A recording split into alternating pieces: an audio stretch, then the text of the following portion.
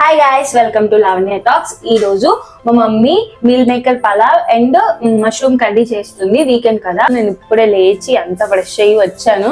మా స్టైల్లో మేము ఎలా చేసుకుంటామో చూడండి.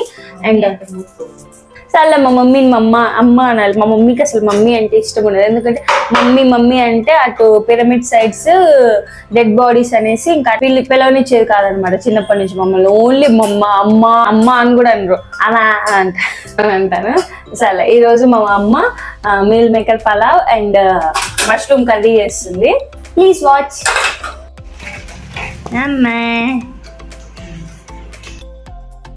ఫస్ట్ అయితే మీల్ మేకర్ని ఉడకబెట్టుకుంటుంది. 50% ఉడకబెట్టుకుంటే చాలు, ఎందుకంటే మిగతాది పలావ్లో ఉడకాలి కాబట్టి. తర్వాత నేను వెజిటేబుల్స్ కట్ చేస్తున్నాను. అమ్మకు కొంచెమన్నా హెల్ప్ చేయాలి కదండి. మన పలావ్కి కావాల్సినవన్నీ రెడీగా పెట్టుకుంది మమ్మీ. కొత్తిమీర పుదీనా కూడా కోసింది, కొంచెం మష్రూమ్ కర్రీలోకి తీస్తుంది. ఇంకా ప్రాసెస్లోకి వస్తే స్పైసెస్ వేసింది. ఫస్ట్ మా దగ్గర బిర్యానీ ఆకు అయిపోయింది, సో మీరు బిర్యానీ ఆకును వేయొచ్చు. నెక్స్ట్ ఆనియన్ పచ్చిమిర్చి వేసి కొద్దిసేపు వేగనించింది. ఆనియన్స్ 20% కుక్ అయిన తర్వాత వెజిటేబుల్స్ మొత్తం వేసేసింది. వెజిటేబుల్స్ వేసినప్పుడు కొంచెం ఉప్పు వేసుకొని మగ్గించుకోవాలి బాగా. ఏంటి వాయిస్ ఓవర్ ఇస్తుంది అనుకుంటున్నారా? కొత్తిల్లు కన్స్ట్రక్ట్ అవుతుంది, పక్కన చాలా నాయిసీగా ఉంది, అందుకే. వెజిటేబుల్స్ అన్నీ వేగాక కొంచెం అల్లం పేస్ట్ వేసుకోవాలి. అల్లం పేస్ట్ పచ్చివాసన పోయిన తర్వాత మీల్ మేకర్స్ అండ్ కొంచెం కొత్తిమీర పుదీనా వేసేసుకోవాలి. వేసుకొని కొంచెం బాగానే మగ్గనివ్వాలి, ఎందుకంటే పచ్చివాసన అంతా పోవాలన్నమాట మీల్ మేకర్లోది వెజిటేబుల్స్లోది అంతా. మా హన్ను నిద్ర లేచాడు. ఇప్పుడు పలావ్ కాస్త కిచిడి అయ్యేటట్టుంది, వీడిని ఇక్కడ ఉంచకూడదు. నాన్ వెజ్ని రిప్లేస్ చేసే ఐటమ్ ఏంటంటే మీల్ మేకరే కదా, భలే ఉంటాయి తింటుంటే. తర్వాత అమ్మ కొంచెం ధనియాల పొడి అండ్ గరం మసాలా వేసింది. ఆ రెండు వేసి బాగా కలుపుకొని ఎసరుకి వాటర్ పోసింది. 2 గ్లాసెస్ బియ్యంకి 4 గ్లాసెస్ వాటర్ తీసుకుంది. నెక్స్ట్ ఉప్పు వేసింది. పాలు ఎవ్వరు పోయిరండి పలావులో పాలు, మా మమ్మీ పోతుంది కానీ నేను తింటా.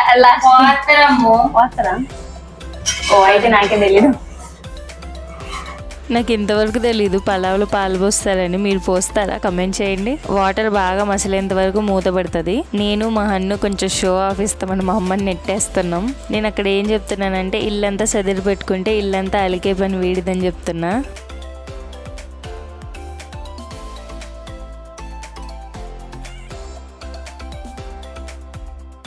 బాగా మసులుతున్నాయి కదా వాటరు. ఇంకా అమ్మ నానబెట్టుకున్న బియ్యంని దాంట్లో వేస్తుంది. ఒక 1/2 an hour నానబెట్టుకుంది ముందే. బాగా మసిలిన తర్వాతనే వేయాలంట. అదే నేనుంటే ఈ ప్లేస్లో ఖచ్చితంగా అన్నీ వేసి కలగం పులగం చేద్దును. ఇంకా అలా మూత పెట్టుకొని కొంచెం మీడియం ఫ్లేమ్లో పెట్టుకొని ఇంకా ఉడికియడమే. ఇప్పుడు మనం మష్రూమ్ కర్రీ చేసుకుందాం. అమ్మ మష్రూమ్స్కి వస్తుంది.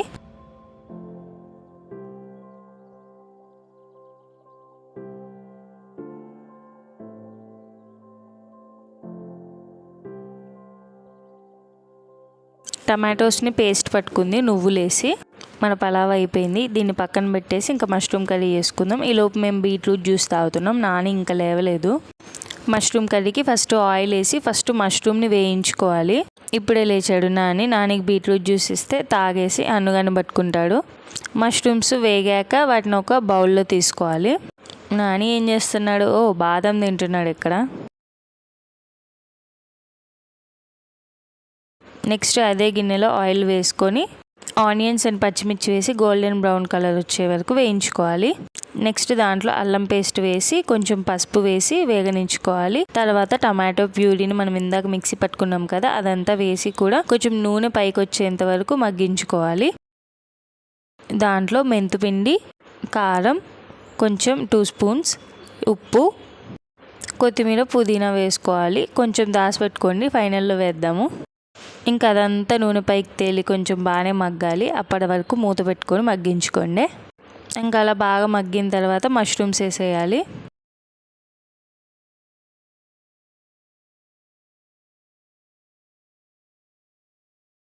వాటర్ కావాలంటే మీకు నచ్చినంత పోసుకోండి. అంటే థిక్ గ్రేవీ తినేవాళ్ళు థిక్గా పోసుకోండి, లైట్గా అంటే లూజ్గా పోసుకోండి. ఇంకా సరిపడినంత ఉప్పు వేసుకొని కొంచెం గరం మసాలా అండ్ ధనియాల పొడి కూడా వేసుకొని కరివేపాకు లాస్ట్లో వేసుకొని ఉడకబెట్టుకోండి. నూనె పైకి తేలేంత వరకు ఉంచితే మన మష్రూమ్ కర్రీ రెడీ అయినట్టే. లాస్ట్ నిమ్మకాయ ఒకటి పిండుకొని దాంట్లోనే కొత్తిమీర పుదీనా మిగిలినవి వేసేసుకొని స్టవ్ ఆఫ్ చేసుకొని వేరే గిన్నెలో వేసేసుకుంటే అయిపోయింది మన మష్రూమ్ కర్రీ రెడీ.